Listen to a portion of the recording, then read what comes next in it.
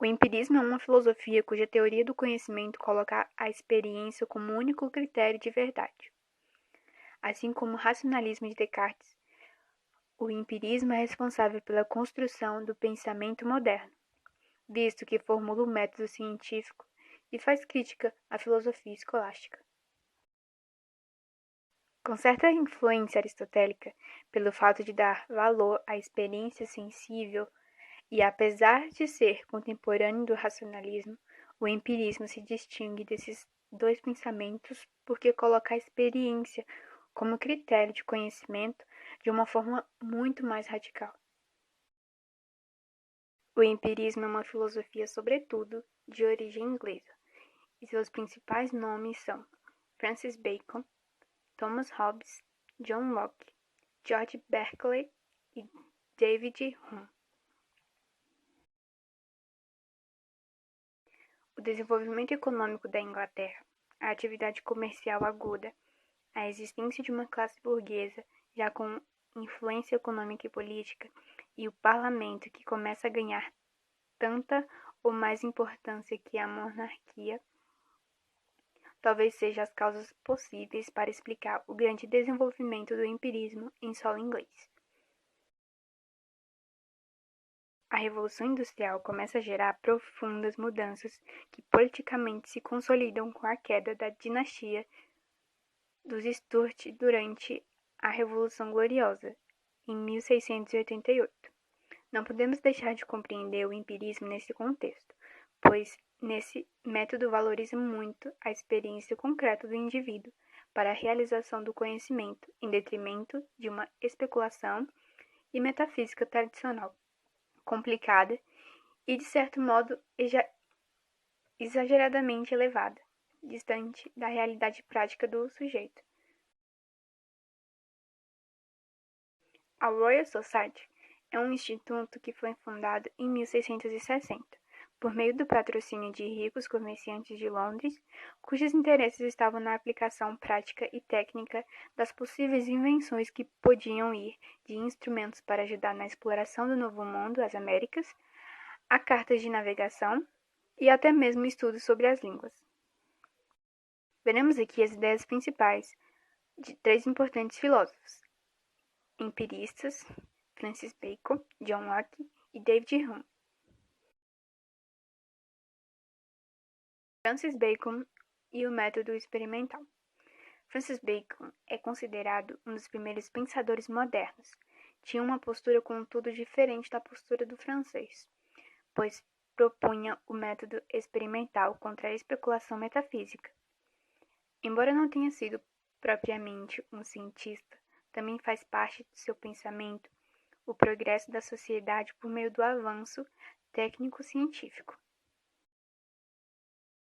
Podemos dizer que a contribuição de Bacon para a história do pensamento filosófico foram duas: seu método experimental, que faz uso do método indutivo, e também sua reflexão crítica, chamada de teoria dos ídolos, com relação àquilo que pode compreender o progresso do conhecimento. Assim como Descartes, Bacon está à procura de um método que possa contribuir para o avanço científico. Por isso também procura fazer uma análise dos erros que podem vir a bloquear esse avanço. Faremos uma análise da teoria dos ídolos, que recebe esse nome para simbolizar aquilo que é uma ilusão ou distorção da realidade. São 4 tipos de ídolo: da tribo, da caverna, do foro e do teatro. Ídolos da tribo. Esse tipo de ídolo ou ilusão é resultado da própria natureza humana, que não tem em si mesma nenhuma relação com o universo, que a permita conhecê-lo absolutamente. Bacon vai afirmar, quebrando com a postura clássica e renascentista que dá ao homem um lugar especial no cosmos, que o ser humano não é um microssomo que reflete o macrossomo do mundo. Pelo contrário, a mente humana distorce a realidade. Não se pode, portanto, confiar sem reservas numa aptidão natural da razão para compreender o mundo. Ídolos da caverna. Esse tipo de ídolo trata das dificuldades provindas das inúmeras diferenças, seja elas físicas ou intelectuais, normalmente encontradas entre os homens. Ídolos do foro. Esses ídolos tratam da consequência da relação entre os homens e de sua comunicação por meio da linguagem, da qual surgem diferentes significados para um mesmo termo. Inúmeras discussões filosóficas são causadas por confusão de linguagem e não por questões autênticas. Ídolos do teatro. Esses ídolos são resultantes das antigas e também novas doutrinas filosóficas e científicas, que percebem mundos fictícios, imaginários, fazendo com que todo o esforço intelectual dos filósofos e cientistas se gaste nos problemas desses mundos que não existem. Assim, é preciso propor uma nova forma, um novo modelo de ciência que não caia nas mesmas armadilhas dos ídolos. O modelo para Bacon é o método indutivo. O mundo indutivo se caracteriza pela observação dos fenômenos, por meio de experiências para que se possa chegar a uma regularidade desses mesmos fenômenos. Usando o método indutivo, a ciência estabelecerá conhecimento seguro e conquistará avanços na parte técnica. É preciso fazer experiências para compreender como a natureza funciona, para em seguida controlá-la a nosso favor. É essa ideia que se expressa sua famosa frase: saber é poder. O pensamento ecológico atualmente baseia-se na busca de um desenvolvimento sustentável, critica muito essa postura de Bacon e afirma que ela é uma das grandes responsáveis pela degradação da natureza.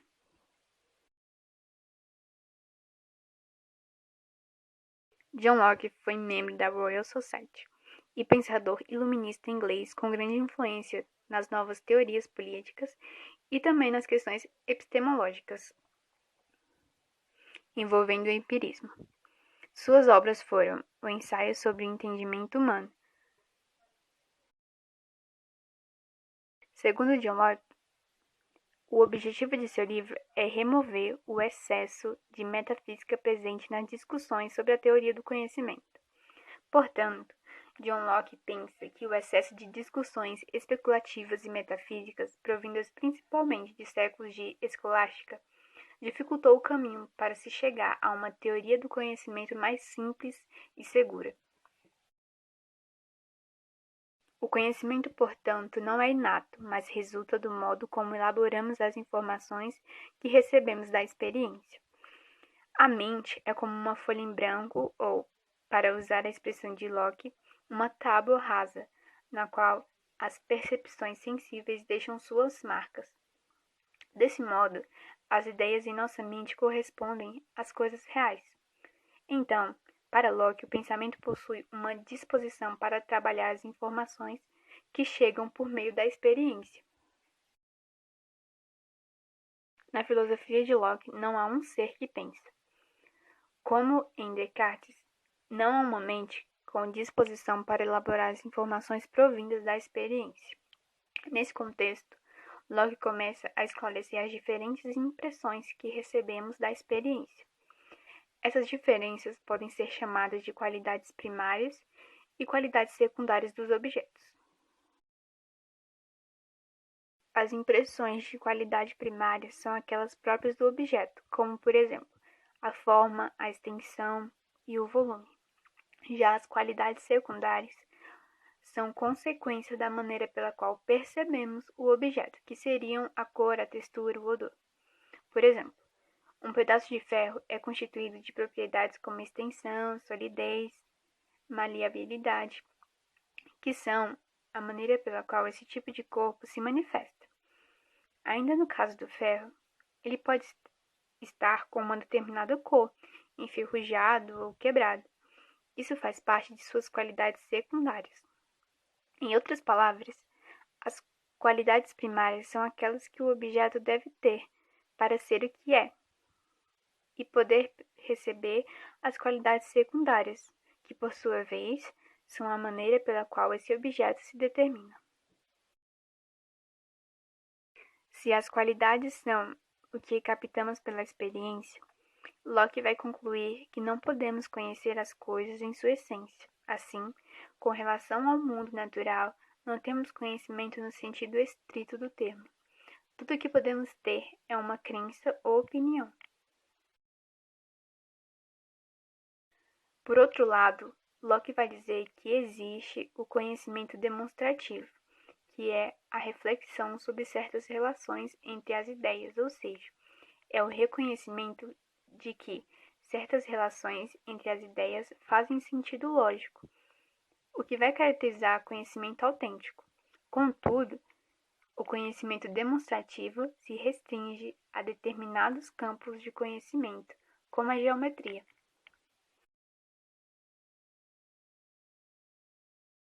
David Hume, do empirismo ao ceticismo. David Hume era escocês e levou o empirismo a níveis radicais. O que é importante na obra de Hume é notar como ele leva esse princípio a consequências que estão além das dos seus contemporâneos. Hume vai dizer que a percepção é o critério de validade das ideias. Então, quanto mais próximas no sentido cronológico essas ideias serão mais nítidas e fortes. Quanto mais distantes na memória, como a lembrança, muito antiga e abstrata, essas percepções serão mais fracas e pálidas. Essas percepções serão sempre de caráter particular. É apenas por meio da associação que fazemos dela as percepções com as palavras que conseguimos ter uma noção da generalidade. A palavra árvore é apenas uma reunião das inúmeras percepções particulares de árvores. Portanto, a ideia geral de árvore não existe por si mesma, porque tudo que sabemos que existe são as nossas percepções particulares sobre as árvores. A ideia geral ou ideia universal nada mais é que o uso da palavra árvore, que, pela força do hábito, acaba ganhando esse aspecto de generalidade. Assim, Hume rompe com toda a filosofia clássica e com sua discussão sobre ideias gerais, ou universais ou abstratas. Entretanto, a grande reflexão de Hume reside na crítica à noção da causalidade, que é a relação entre dois seres de maneira que a existência de um explique a existência do outro.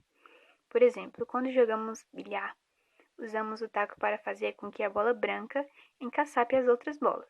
Num determinado momento do jogo, a bola branca bate na bola preta, que acaba saindo do buraco. Costumamos dizer que a bola branca causou a queda da bola preta, ou seja, usamos o raciocínio da causalidade para explicar esse fenômeno. Hume vai analisar esse fenômeno lembrando sempre da sua ideia inicial. Só conhecemos aquilo que a experiência nos traz.